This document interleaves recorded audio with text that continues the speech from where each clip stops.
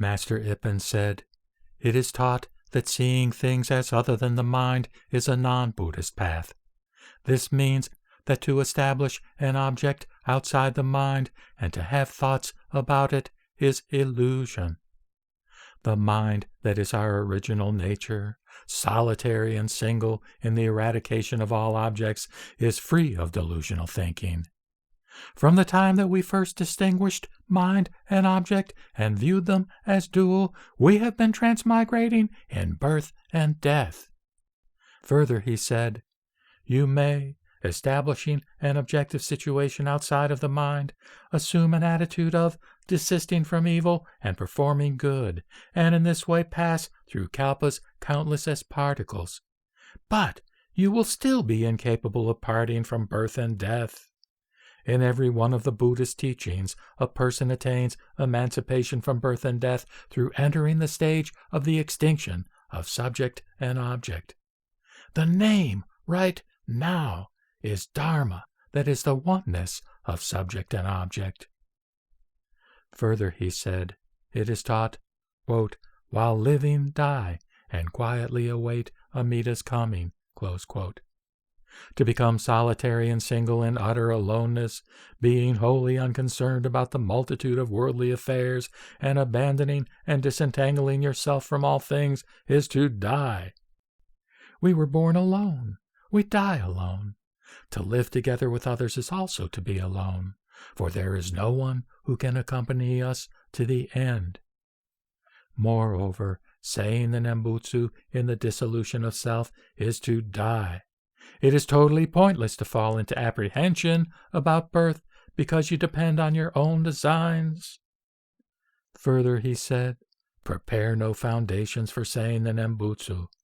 The manner of practice is not born in the Pure Land, not in the quality of the voice, nor in the deportment of the body, nor in the attitude of the heart and mind. Only Namo Amida Butsu is born." Further, Master Ippen said, "Concerning hearing the name and aspiring for birth, when you hear a person saying the Nembutsu somewhere, Namo Amida Butsu surfaces in your own mind. This is to hear the name. It is the name, then, that hears the name. There is no way of hearing apart from the name." Further, he said, "Though you take it upon yourself to say the Nembutsu, that utterance may not be true Namo Amida Butsu. For to say the name with thoughts of your own self being as basis is to take false discriminative thinking for the Nembutsu.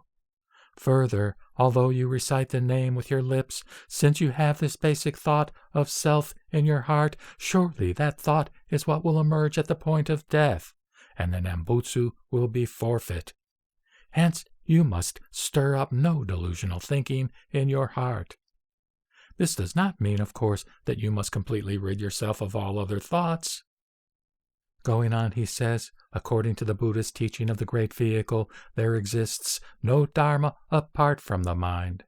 In the path of sages, it is taught that all Dharmas are the one mind, and in the Pure Land way, all Dharmas are established as Namo Amida Butsu. The myriad dharmas are virtues of mind that exist originally from the beginningless past.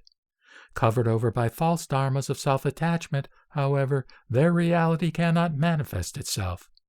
Now, at the moment these virtues of mind of all sentient beings are established as Namo Amida Butsu through the power of the vow, the unfolding of mind virtues of sentient beings takes place. Thus, the name itself is the mind's original nature. This is expressed by the words, "Not far from here." Also from the words, "Do not think that the West is distant. Just awaken the mind to say the name 10 times."